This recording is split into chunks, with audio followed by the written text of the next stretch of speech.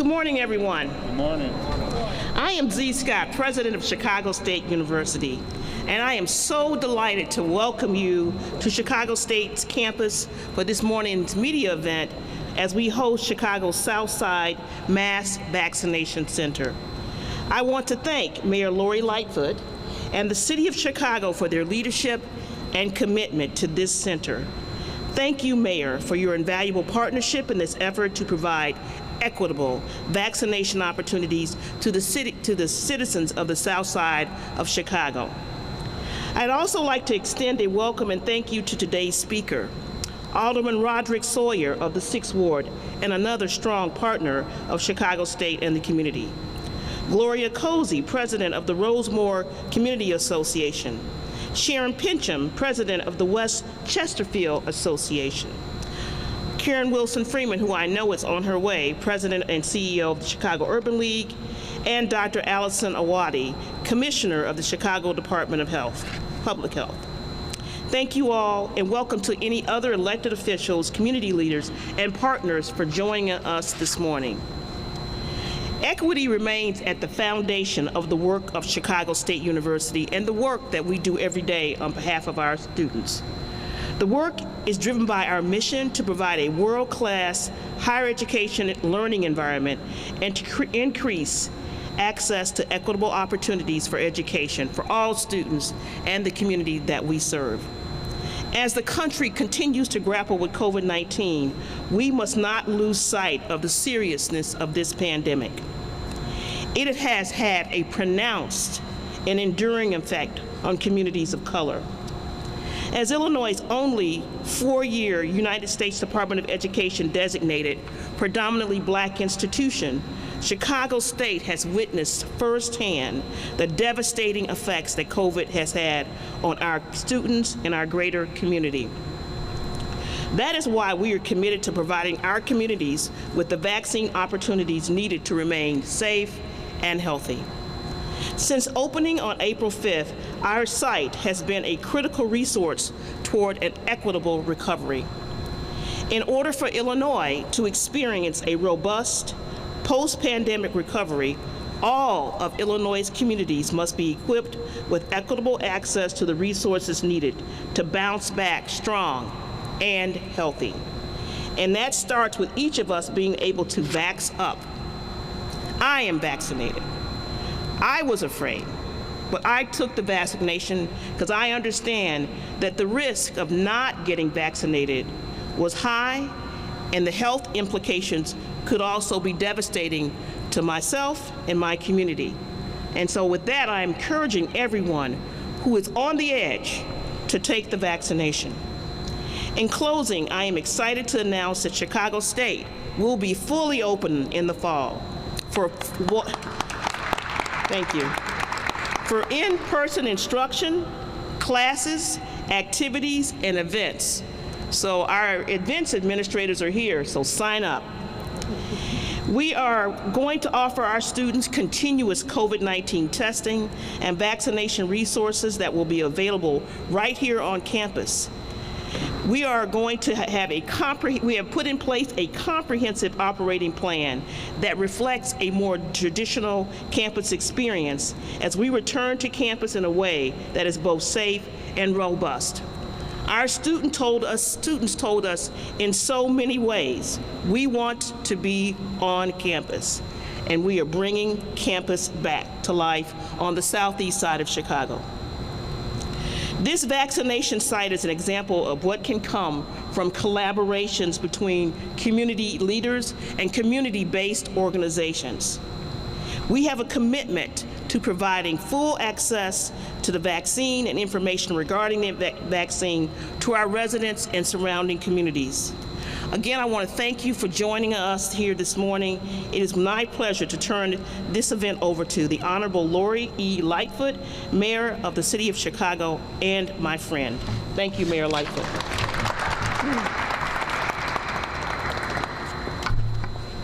Good morning, everyone. Good morning. It's a great day to be on the South Side and a great day to be at Chicago State. C. Scott and I have known each other for a very long time. She was one of my first bosses when I was at the U.S. Attorney's Office. And I always do what Z tells me to do because she's guided by the right spirit. She has a great heart.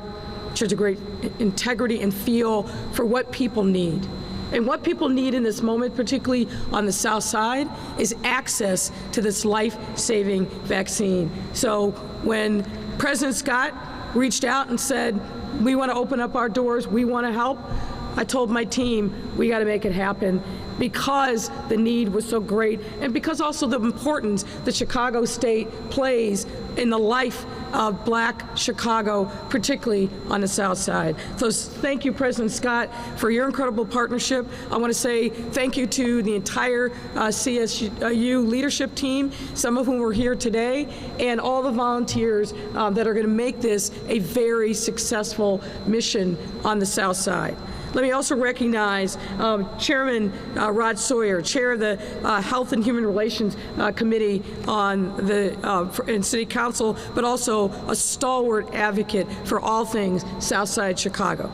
Chicago Department of Public Health Commissioner Dr. Allison Arwady, Rosemore Community Association President Gloria Cozy, and West Chesterfield Association President Sharon Pincham. Let me also recognize, excuse me, the Reverend Will Hall. Thank you so much for being here.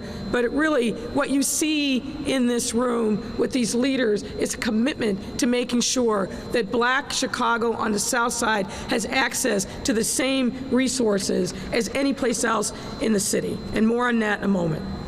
Today we're gathered here to formally celebrate the opening of the Chicago State vaccination site, which officially opened on April 5th.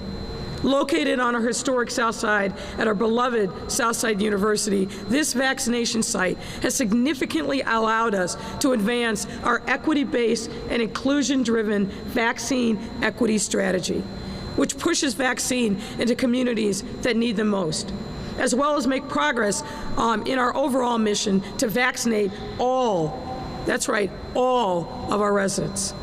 As of right now, this site is administering 500 first doses a day, and as of April 14th, is using Pfizer vaccine for all appointments. CSU is currently ramping up capacity through additional walk-in appointments and eventual drive-in services as more vaccine becomes available, and has set aside and reserved the majority of their appointments for residents age 18 and up who are eligible to receive the vaccine under phases 1A, 1B, 1C, and located in these critical zip codes on the South Side: 60615, 60616, 60617, 60619, 60620, 21, 28, 29, 32, 33, 36, 37, 38, 43, 49, and finally 60652, 53, 55, and 60827. So South Side,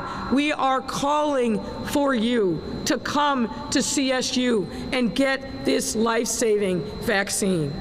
We are working directly with a number of community-based organizations and local aldermen to schedule appointments for residents in these critical zip codes. And if you're tuning in right now and live in any of the zip codes I just listed, don't delay. Call right now, 312-746-4835. That's 312-746-4835. We need you to call, to go online, to get an appointment, to come here to CSU and get your vaccine. And if you do not live in a zip code supported by the CSU site, there's other opportunities for you all across Chicago. Just go to the website, zoc.com/vaccine. That's zoc, Z-O-C, doc.com/vaccine. And if that still doesn't work for you, you can go visit chicago.gov/vaccine finder. We want every adult in Chicago to get a vaccine. You can email, you can go online, you can call, but sign up now and get your vaccine. Now, folks, I also want to bring to your attention something that's critically important. And there's a reason for concern and why this CSU site is so important. Our recent COVID data shows two alarming trends, both of which directly affect Black Chicagoans. An increase in new cases and hospitalizations. In fact, the highest case rate infection in Black Chicagoans for the first time in a year. This new case increase is among Black Chicagoans ages 18 to 44 in particular, and it is the largest increase of any demographic in our city. Test positivity in Black Chicagoans remains high and increasing most recently at 7.9% when we're averaging about 5.6% in the rest of Chicago. And unfortunately, recent hospitalizations tell a similar story. And deaths are increasing in Black Chicago from COVID-19. Folks, you know, a year ago in early April, we stood and talked about the absolutely unacceptable but horrifying fact that Black Chicagoans were dying of COVID-19 at 7 times the rate of any demographic. We have worked our tails off since then in partnership with many. And let me recognize Ann Lee of CORE, who is here. CORE has been an incredible partner for us in fighting this virus in neighborhoods all over the Black and Latinx Chicago that needed testing, and now need vaccine. So thank you, Ann, and to the CORE team. But we can't rest, not when these numbers are on the rise. And while these numbers and case rates, infections, and hospitalizations and death are increasing in Black Chicago, sadly, we continue to see the lack of vaccine uptake in Black Chicago, particularly on the South Side. We continue to make incredible progress in getting Chicagoans' first doses of vaccine, now over 50%. But there's a different and more disturbing trend in Black Chicago, especially on the South Side. On the South Side, the percentage not being anywhere close to 50% is in many instances a mere 12 to 19% of Black South Siders who have gotten the vaccine. So what we know is this: Black Chicagoans are once again getting sicker, requiring hospital care, and dying more than any other demographic in our city. But we are not taking this life-saving vaccine like we should and we must. As President Scott said, we understand the trepidation. We understand the fears and concerns. But join the tens of thousands of other Black Chicagoans, other Chicagoans overall, who understand that this is necessary to save your life, to save the life of a family member, to save a life of people you care about. If you want to get back to the things that we call normal, going to church on Sundays, being able to go out and enjoy yourself at a restaurant, grocery shop without fear, the common things that we took for granted before the pandemic, now is the time for us to step up. And let me repeat, the vaccine is safe, and it's safe for you and safe for others in your household. We can all turn these numbers around, the cases, the deaths, the hospitalizations, but we can only turn them around if Black South Siders get the vaccine. We must do this before it's too late. We should not have people continue to die in Chicago from this virus when we have the life-saving vaccine that is free and readily available. We can do this. We can turn these numbers around if we rally together with the key partners that are here with us today: Chicago State, CORE, Alderman Sawyer and other Southside electeds, neighborhood organizations. We need to send out the alarm to everyone that makes sure that Black Southsiders understand you must get the vaccine. It is safe. Come to Chicago State. Join your neighbors, join your friends and your family members. Get the vaccine. And at this time, I'd like to invite Alderman Rod Sawyer to the stand.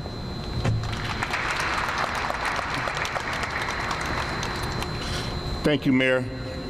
I want to say good morning to everyone. Again, my name is Roderick Sawyer, and I proudly serve as Alderman of the 6th Ward and Chairman of the Health and Human Relations Committee.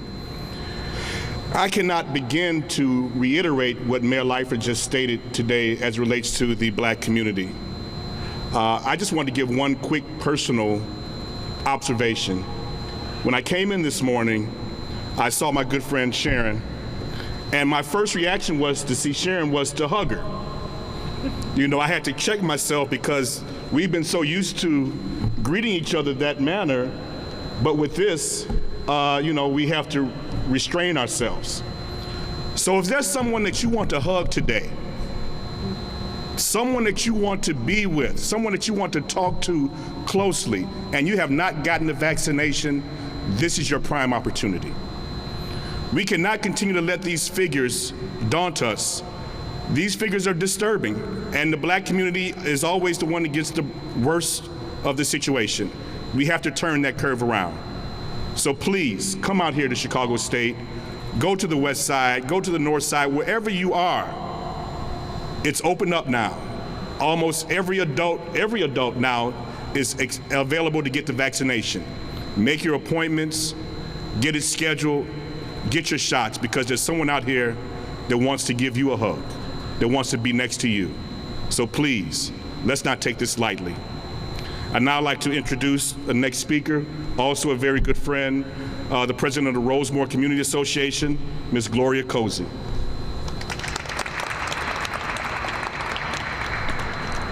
Thank you, Alderman Sawyer. Thank you, Mayor Lightfoot, President Scott.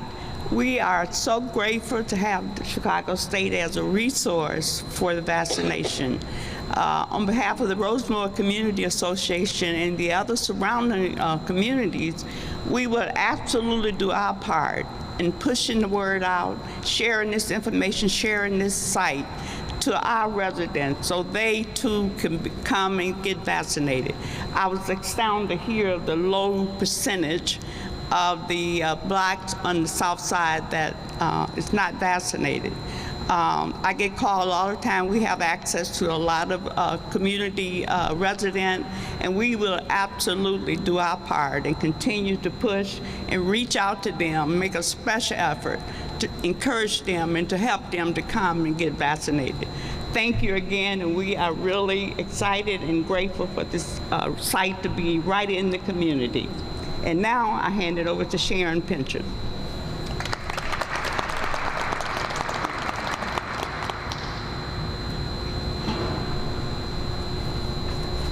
Good morning, everyone. Good morning. First of all, President Scott, Mayor Lightfoot, Dr. Arwady, we appreciate you being looking at our community and being able to see that we have a need that needs to be met.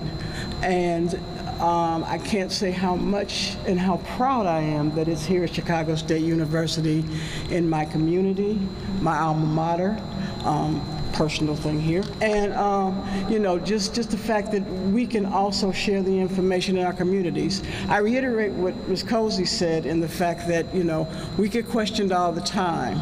We get asked all the time. We get challenged all the time as to why should I get this vaccine? Where can I get this vaccine? You know, the questions are out there. So Chicago State's a resource that we can use. It's a resource that we can point to, and also probably lend ourselves to get education for our community, because that's another major thing that's missing. We have a lot of comparison. I talked to a young lady last night of 79 years old who was leery about the fact that she should get the vaccine, and refers to the historical nature of the fact that we have been used as guinea pigs, and I'll say that. This is not a guinea pig situation. This is a life and death situation. So I applaud everyone here who made this happen today, and look forward to working with you in the future. Thank you. Now I'd like to introduce Dr. Allison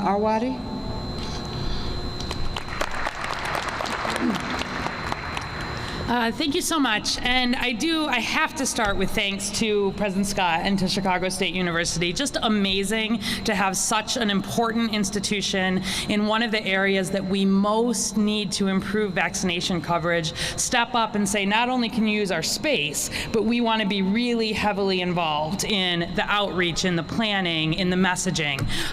We've seen a lot of people offer space, but not everybody want to be as heavily involved, and I really want to thank you for that. Also want to give my thanks to CORE, who certainly have been with us all along the way here, have shown the ability and how important it is to hire folks from communities as we're thinking about bringing in people who want to help get communities vaccinated. And then, of course, to Howard Brown, who are the clinical providers on site here. Every one of our sites in Chicago has a clinical provider. You've got to make sure there's someone who's licensed, that all the vaccines being drawn up appropriately, that every single step is being covered. Howard Brown has been an amazing partner on that at a number of sites around the city, and really appreciate you stepping up. And then, of course, thanks to the aldermen and all the community leaders and really everybody who is getting the job done here. When this site originally opened as a Johnson & Johnson site, given that we had heard a lot of interest in the one and done vaccine. And I want to just mention quickly that when the Johnson & Johnson vaccine went on pause last week, this was the first site that we said we have to make sure that vaccination doesn't go on pause here, that we switch over to that Pfizer vaccine.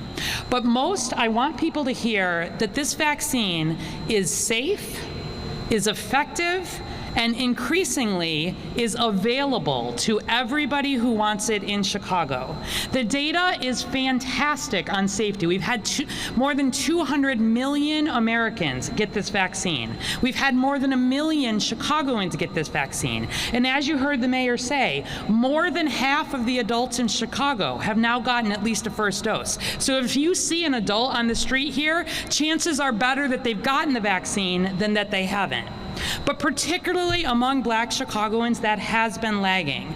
If you look at all Chicagoans, not just adults, we're at about 40% have gotten that first dose. But across all Black Chicagoans, it's about 25%. So still, 1 in 4 have already made that decision to get the vaccine, more every day. But we do have some extra work to do. And so sites like this are absolutely critical. I want people to hear that out of all of this vaccinating that has been done, the great majority of it with Pfizer and with Moderna, we have not seen safety concerns. I was in clinic last night myself seeing patients, and I saw a wide range. It was a good reflection of, I think, where the city is on vaccine. Some of my patients had already gotten vaccinated. No problem, they were excited about it. Some of my patients said, I want to get vaccinated. I'm still not quite sure how to do that. And for them, through clinic, I was able to get them an appointment. But for everybody in Chicago, all adults are now eligible. And I want you to hear this phone number, 312-746-4835. Hundreds of people are standing there ready to help you get an appointment near where you live, anywhere in Chicago. If you're online, ZocDoc.com/vaccine is going to be your best place. And for the first time this last week, we had enough vaccine to send to every provider who wanted it. We haven't seen that in 4 months. So vaccine is available. It is safe, it is effective, and I want to really thank everybody who's gotten vaccinated today, setting that good example, and welcome everybody to Chicago State and to everywhere across Chicago as we keep getting people vaccinated. And with that, I will bring Mayor Lightfoot back up for questions.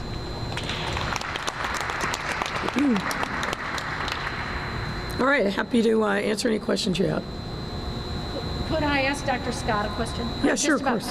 For when the students come back, will they be required to be vaccinated? You know, that is a decision that many universities are making across the country, particularly our public universities. We're actually waiting on guidance from the Illinois Department of Public Health and the Illinois Board of Higher Education on that issue. And do you have any timetable on that? No, I don't have a timetable yet, but we are waiting on some guidance. Thank you. Dr. Arwady, do you believe the mandate on outdoor masks will soon be lifted? I wouldn't use the word soon just yet. I'll remind you that we are at a high risk level here in Chicago from COVID, although we have seen some signs of that flattening just in the last few days. Before we're really thinking about not having masks in public, I want to see a high percentage of Chicagoans vaccinated, and I want to really make sure that our numbers are back down in a range where when people are out and about in public, the risk of them potentially, being exposed to someone with COVID is low. As a reminder, if you are wearing a mask in public, that's to help protect you, that's to help protect everybody around you. In private, if you are fully vaccinated and everybody else you are gathering with is fully vaccinated, the risk is extraordinarily low of getting COVID. That's the promise of vaccine. But in public, still at this point, masking is one of the easiest things that we can do to help protect everybody while we're still working on getting folks vaccinated. From one of my colleagues, has anyone been fined for the city's travel order? So related to the city's travel order, the primary reason for it, as you know, has mostly been education, highlighting that there are places in the country that it is high risk to travel to. We have issued warning letters. We have done follow-up. To my knowledge, I don't know that we have fined anybody. But again, the goal is not to bring in revenue for the city. The goal is to make sure that people have the information and get the testing that they need. Increasingly, again, as a reminder, if you are fully vaccinated, you do not need to quarantine after travel. Another good benefit of getting vaccinated. Do you see a day where you're going to get rid of this travel order since the vaccine has been so widely spread? Yeah, I think certainly we look at it every week, and as more and more people are vaccinated, it applies to fewer people. I think what we're going to see is increasingly there will be less need for these kinds of municipal travel orders because we may see airlines, for example, requiring vaccination status or potentially a pre-testing requirement to travel. I think there's going to be more and more incentives for people to be vaccinated who want to travel, and it will increasingly be safer to travel. But we are still, we are clearly in, another uptick here in terms of COVID in the U.S. I wish I could say we were past it, but we're just not at this point. So at the moment, really encouraging people, getting vaccinated is the safest way to protect yourself, and then you can do a lot of these other things like travel with much less worry, much less need for the testing or the quarantine or any of those pieces.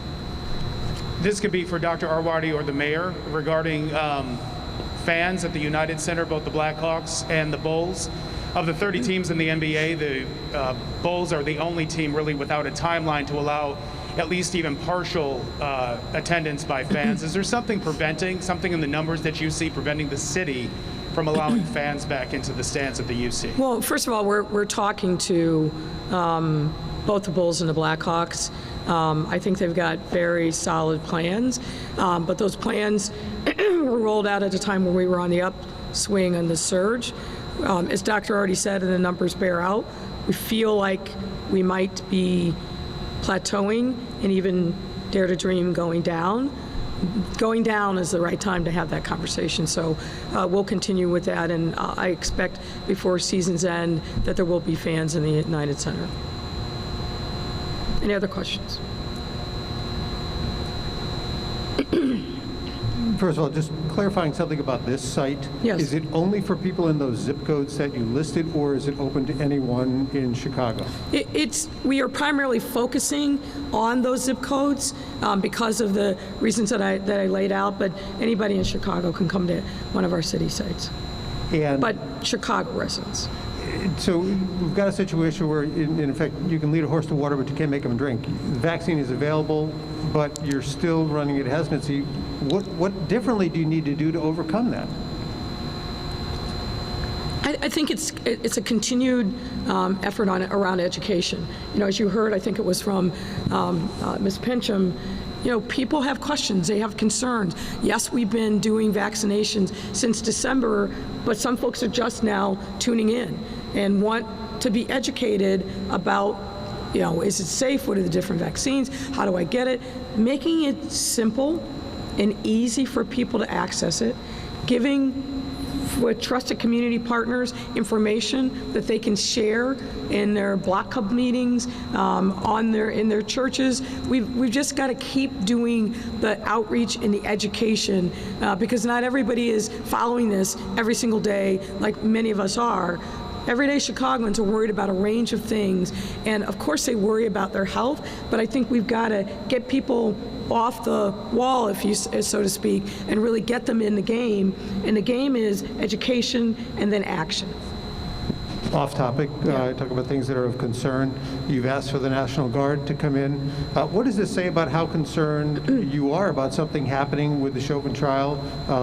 And what are the city's plans to protect businesses and protect neighborhoods? Well, the National Guard is on standby. It's about a 36-hour cycle if we need them. So I reached out to the governor last week and talked to him. We've been talking really all along, but officially made the ask to put them on standby so that if we do need them, and hopefully we won't, that they are here.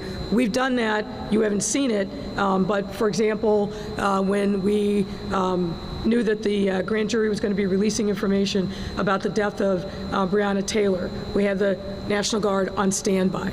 They were on standby during the time leading up to the federal election last year.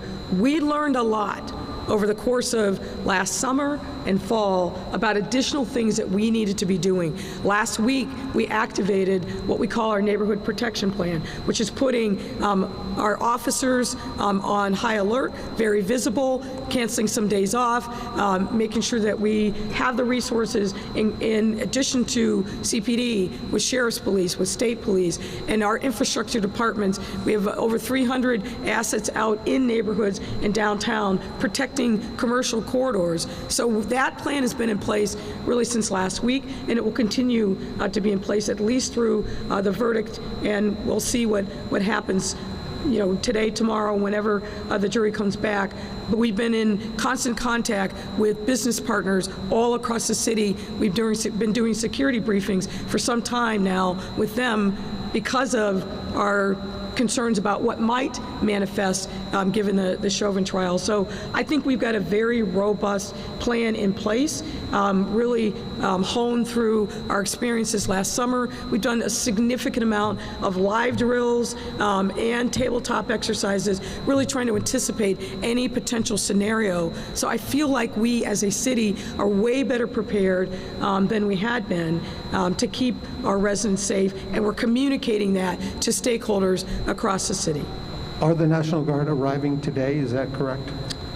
Some parts of them will be here today, and then probably the rest tomorrow.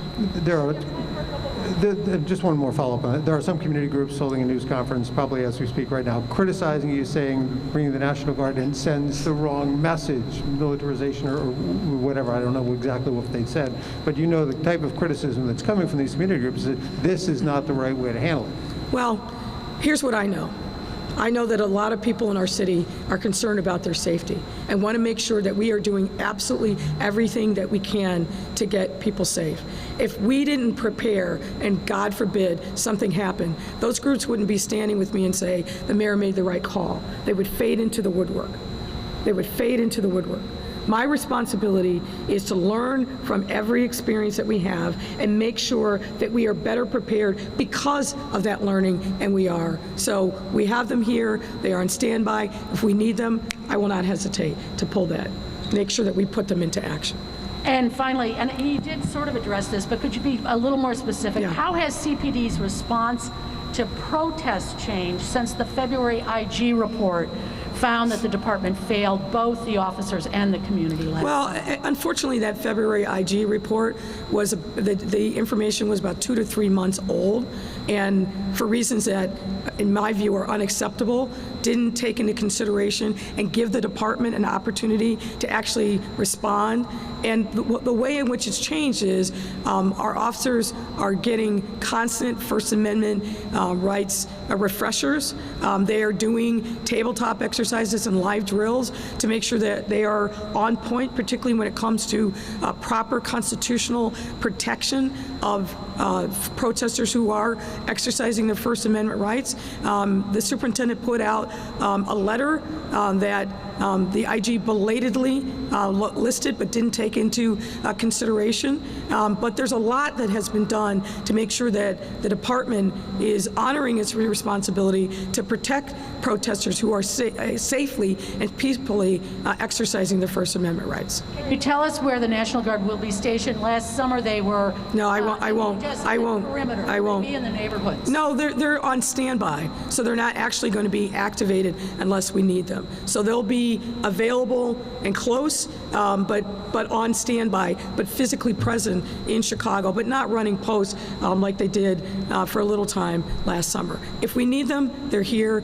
My hope is that we will continue to see what we've really seen since last fall, which is peaceful expressions of people's emotions, First Amendment rights, but my hope is we won't need to deploy the National Guard. To those who use this as an advantage to loot and riot. Don't test us. Don't test us. Hold on one second, let me just finish. We are ready, we are prepared, and we are ready to arrest and bring to prosecution anyone who would dare try to take the dreams of our small businesses by looting. Don't test us, because we are ready. Thank you.